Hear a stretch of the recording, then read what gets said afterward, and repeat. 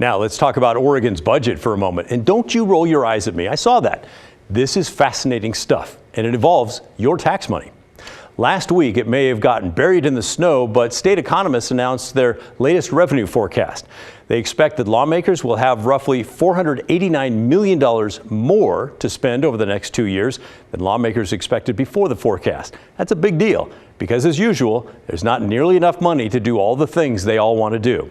For example, Governor Kotek said earlier she wanted to take about $765 million that would normally go to the rainy day fund and instead spend that on housing and other things.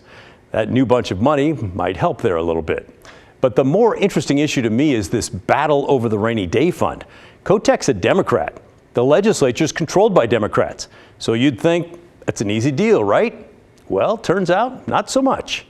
I had a chance to sit down with the top Democrat in the Senate who controls the budget, and I was surprised to learn she is not going along with the governor's plan. Her name is Elizabeth Steiner. She's a medical doctor, an independent thinker, and she calls herself a progressive who is conservative when it comes to your tax dollars. Oregon has really healthy reserves overall. We have been very prudent as a state. We have something called the Rainy Day Fund, and we are statutorily required to put 1% of general fund revenues every biennium into the Rainy Day Fund. That fund is hovering around $1 billion right now. We also have something called the Education Stability Fund, and that's a statutory dedication of lottery fund, a constitutional dedication of lottery funds. I can't remember the percentage, but it's a lot. And that's also hovering at about $1 billion. Those funds are very important for protecting our budget in the event of a significant economic downturn, right? And we've been working very hard to build those funds up over the past several years, right?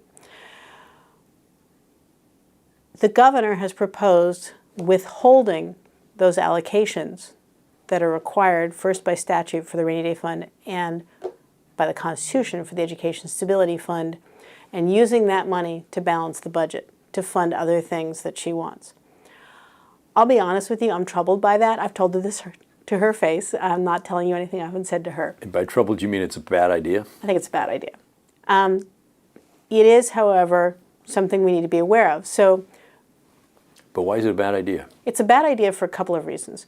The first is, for the Education Stability Fund, that's a constitutional change and it requires a 2/3 vote. I think the chances of us getting a 2/3 vote is small, and I worry a lot about protecting that fund because you may remember after in the major recession in 2008, what happened to schools in this state, right? We didn't have a big, robust Education Stability Fund then. In 2012, which was my first year in office, when the school year started, I had first grade classrooms with 36 kids in a classroom. Algebra classes with 45 kids.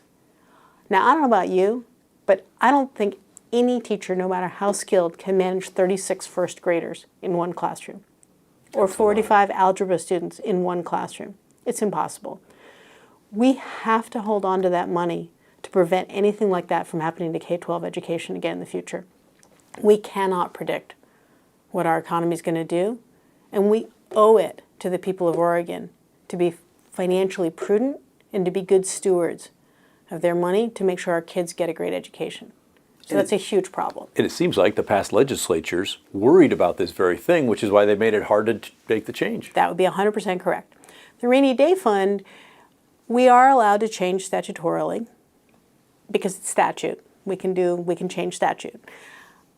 I don't think it's a good idea for analogous reasons. The Rainy Day Fund, just like the Ed Stability Fund funds K-12 education, the Rainy Day Fund funds Medicaid. It funds the Department of Corrections. It funds our trooper. The fundamentals, the safety net of this state. Yeah. And if we go digging into it for things that are interesting, great, cool ideas when we're in great shape economically, but are nice to haves, not need to haves, as somebody who's pretty fiscally conservative, I struggle with that. And so I think it's important for people to understand that we may have to make some really tough choices this year because we may not have all the resources the governor assumed in her proposed budget. How did you end up running this thing? I could see a bunch of progressives going, wait a minute. No, because you are a progressive too. I am though. a progressive. I am absolutely you're a fiscal progressive. conservative, though, yes, huh? I am a fiscal conservative because you deserve to know that your tax dollars are being spent in the most prudent way possible to get the biggest bang for every dollar that we spend, right? And furthermore, the people who depend on the services that the state provides need to have some level of confidence that the bottom isn't going to fall out from under them if the bottom falls out from our economy.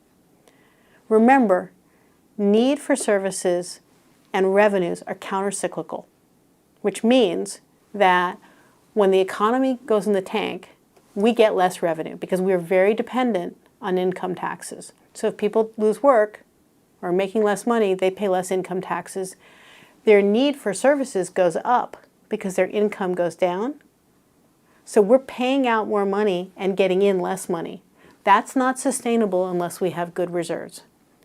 So if I care a lot about not just the next 2 years or maybe even the next 4 years, but the next 10, I should care a lot about having really good reserves to maintain a steady level of services for the people who need them the most.